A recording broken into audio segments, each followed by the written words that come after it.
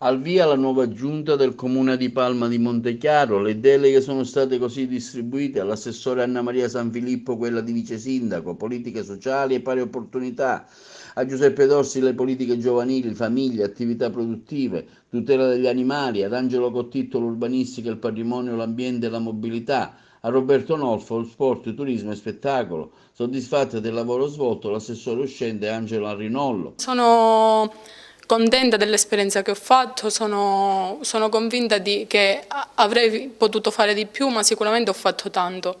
In termini umani e di passione credo di averci messo veramente tutta me stessa.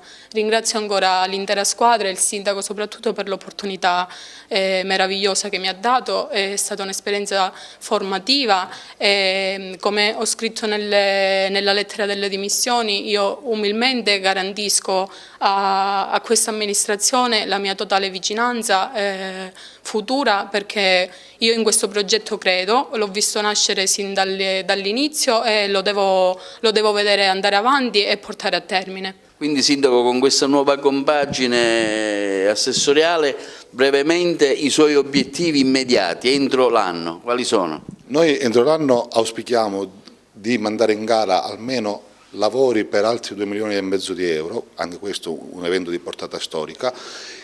Abbiamo già programmato e quindi andremo a deliberare degli atti importanti per quanto riguarda il Natale, come bene diceva il neo assessore. Ci stiamo operando per la manutenzione stradale, che è veramente abbandonata a se stessa, e siamo potuti intervenire in diverse viabilità, ma ancora molto e tanto c'è da fare. Ma un passaggio cruciale, che è importante sottolineare, riguarda i rifiuti, perché dopo aver avuto l'approvazione del piano di intervento da parte della Regione, entro fine mese il Consiglio Comunale esprimerà il proprio parere, la propria approvazione sul nuovo statuto, in modo tale che Palma Ambiente entro fine anno possa essere finalmente operativa e Palma guardare verso quel servizio che da tanto tempo agogna.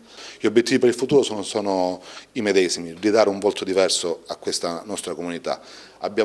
Sto per completare la mia relazione annuale e ieri mi sono reso conto che in 16 mesi abbiamo presentato più di 17 progetti. Credo che anche questo rappresenti un piccolo record per la nostra comunità, oltre ad aver sbloccato quei 2 progetti di cui parlavamo, e se ci riusciamo ne sblocchiamo anche un terzo. Questi 3 sono dei progetti portati avanti da chi mi aveva preceduto, ma che per ragioni diverse si erano arenati, e l'azione mia, della Giunta e degli uffici ha consentito che venissero sbloccati. Quindi guardiamo con rinnovato vigore al futuro, consapevole che la squadra cresce, perché se chi esce rimane e chi entra si entusiasma, saremo sempre di più a portare avanti le esigenze e le battaglie per Palma di Montechiaro.